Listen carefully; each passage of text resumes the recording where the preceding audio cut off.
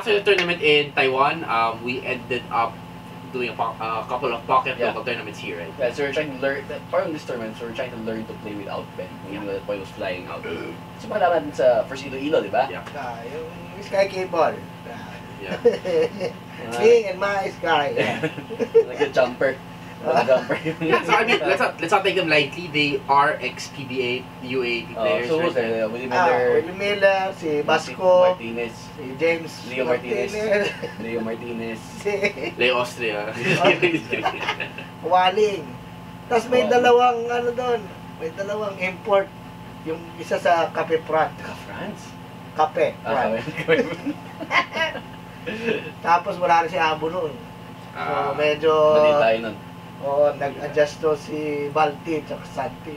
Sabi nga, ay teka, pinakamalaki dito bisa. Right. So after that, we shifted our, I mean, right after that, we shifted our priorities from basketball to So boxing. you joined the boxing tournament in in Davao. Did well against UST, to be fair, yeah, but against FEU, 5 lang yun. Yeah. 5 lang, yung sa UST. Partida, wala abstero dun.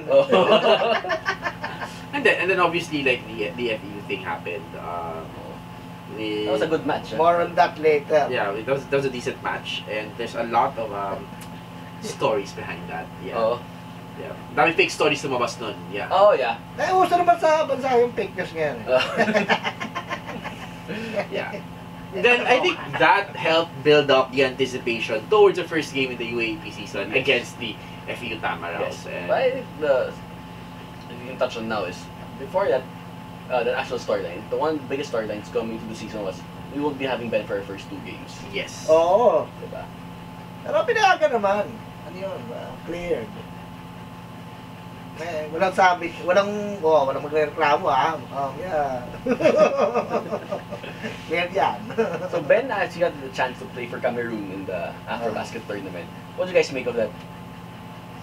So I really thought that it was a good experience for him, like to play with some NBA players or different players who are playing professionally in Europe and in the US or in some other country for that matter, perhaps ex-NBA players. Sabi ko, a good chance for Ben to learn a bit more, come back stronger, like become a better point guard for the Green Archers. What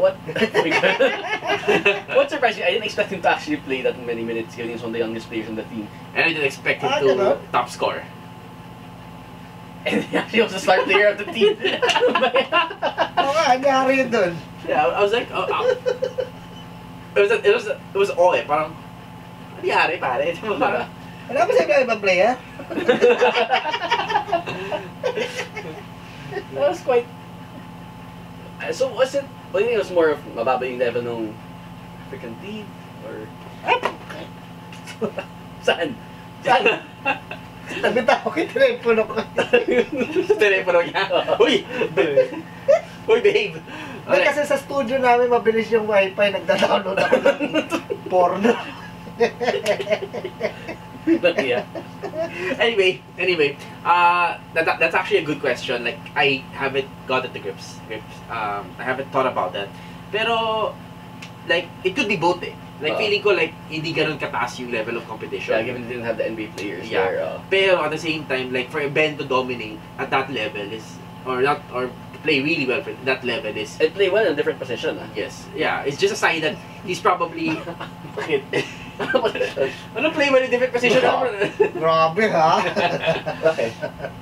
Kahit ang position, kaya. Alright, so like, him playing well, I think, is like a testament to how far his game has gone. Like, nung Limanus finals against Albeda, he took the 3 to tie it at the end of regulation. Yeah, Yeah. I remember. Sabi ko, why did he take that But shot? he did, when he was in SW, he used to play, Yeah, he used to have, dribble the ball a lot more, shoot threes. Yeah, oo. Pati yung si Sapilian, sa Cebu. Mm. Kaya gulat kayo nung saan yung... Hindi naman, but okay lang. Yeah. Wasok pa naman. So yun, I think we're excited for a better Ben when he gets back here against, and he plays on Wednesday, I suppose, against Adamson. Yeah. So, alright, touching on our first game against, so the whole season builds up. We're finally the first game in FEU, diba? And everyone was excited to see the game. So yeah, nangyari sa Davao. Now they get to rematch. And Oo, may part 2, di ba? oh, and it was quite surprising given Given that we didn't have Ben, you don't know what to expect at that point. Yeah, and I was personally very, very surprised that we came out guns a-blazing and Diba? a big lead at the end of the first quarter. So next one si Kiko, sabi ko, totoo ba to? Oo nga, I didn't expect to have the kinds of The next mo, katabi lang kayo nun eh. Oo. Ano? Para on the record, hindi lang yung ano. Oh, yun. It's kind of surprising the way we try to execute those plays. I think we adjusted well without having Ben in the lineup, having that focal point. Yes. Of course, our important players that like Aljun and Kid, Tragis Coming from- 29 points si... diba? Special, yeah. Ang galing yun. Siya back-to-back rookie of the year. And if you keep playing this way, Pag nagyari, papa-spiral ako. oh. Undisputed 5 years rookie of the year eh. Tapon. So anyway, we led big. FU kept on coming back, which we saw kind of coming, like basketball's a game of rounds, especially college basketball in the Philippines. Yeah. Pero, And given the way we were shooting in the game, the way FU shoot, it was bound to even out later in the match. yeah, and eventually, like, I think it also boiled down to our defending. Yes. Like the first two games, and we'll probably touch on FU a little bit more here, is that we gave a little bit too much space for sila Denison, Yeah, sila Cowboy. Cowboy, sila... Uy, behave.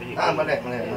De, ano, Nung tanay ko magalit yun. instinct kagad eh. Pag narinig yung word na ano, talaga ano. So yun. Kagad. Yeah, so yun, like, we saw that, they exploited that, and eventually, they trimmed the lead down from, I think, 17 points to 5 in the fourth quarter. In the fourth quarter. That's too big. Pero again, first question, kinabahan ba kayo? Ako hindi. Yeah. Lasing ka na nun eh. Kinaba ko kung baka mag-away ulit Kaya eh. kasi he was seated right in front of me. Okay. He left nung halftime para mag-Yossi. So someone else comes and takes his seat. So second half, humabol yung FE. Sabi naman sa harap, yung tao sa harap, excuse me, can my friend have his seat back? Tapos pag umayaw, sabi ko, gusto mo po matalo.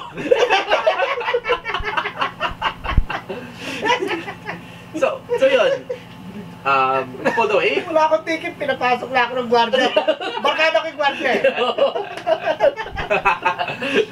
Alright, so obviously we won that game. Melesio played his heart out, played very well. Yeah, were you worried about Richie having only 2 points after that whole preseason? Ako, not yet. Like, it's a different, it's different Yeah, than UA. you see, and you saw the giggle eh. You know, he was forcing things. Oo naman. And to be honest, like, I think pulling away very early and letting FU play catch up against us made the game less physical.